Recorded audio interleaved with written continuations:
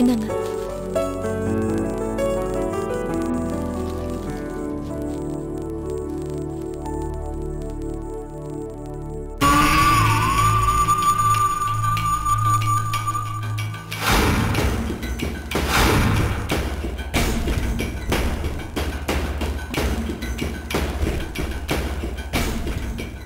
நான் குளிச்சுட்டு வரேன்.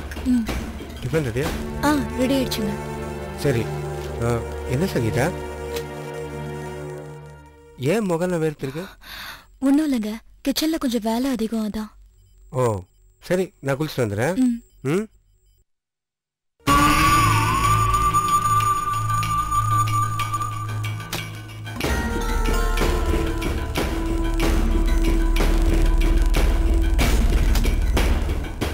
சங்கீதா, சோப்பு இல்லையா? சோப்பு தீந்து போயிருக்கும்னு நினைக்கிறேன். இருங்க, நான் புது சோப்பு தரேன்.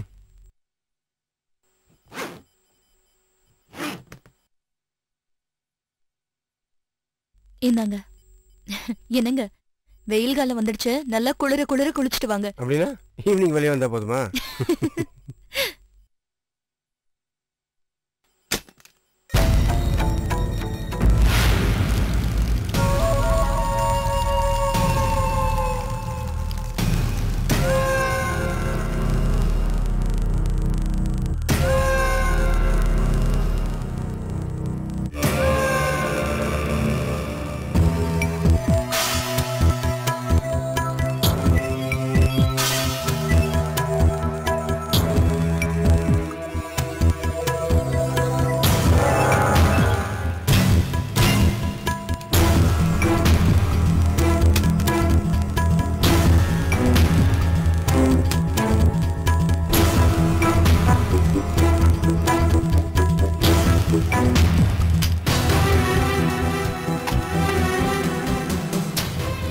ரேசா மறந்துட்டேன்.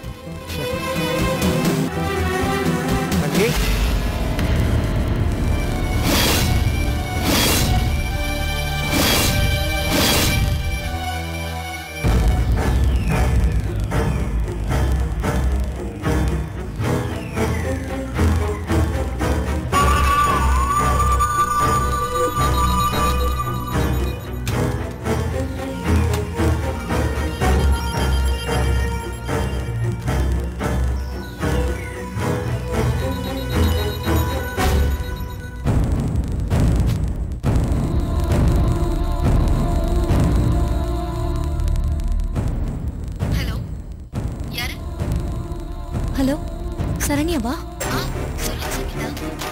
சரண்யா, நாம சந்தேகப்பட்டது கரெக்டு தான். என்ன, பத்திரத்தை எடுத்துட்டீங்களா? எடுத்து படிச்சுட்டு சரண்யா. தினேஷ் எங்க? அவரு குளிச்சிட்டு இருக்காரு. பத்திரத்துல என்ன எழுதிருந்தது? சரண்யா, நீங்க நினைச்ச மாதிரியே சொத்து பூராவும் 3 பசங்க பேருக்கு தான் எழுதிருக்கு. கம்பெனியை கூட எழுதி வாங்குற மாதிரி தான் பத்திரத்தை ரெடி பண்ணிருக்காங்க.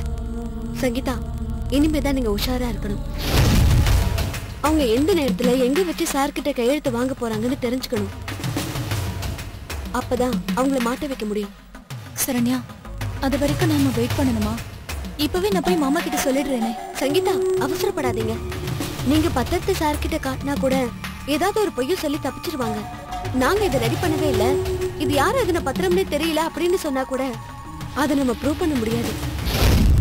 அவங்க எப்படியாவது வேற பத்திரமோ இல்ல ஃபைல்லையோ தெரியாத மாதிரி மறைச்சு வச்சுதான் கையெழுத்து வாங்குவாங்க. அப்பா அவங்கள பிடிக்கணும்.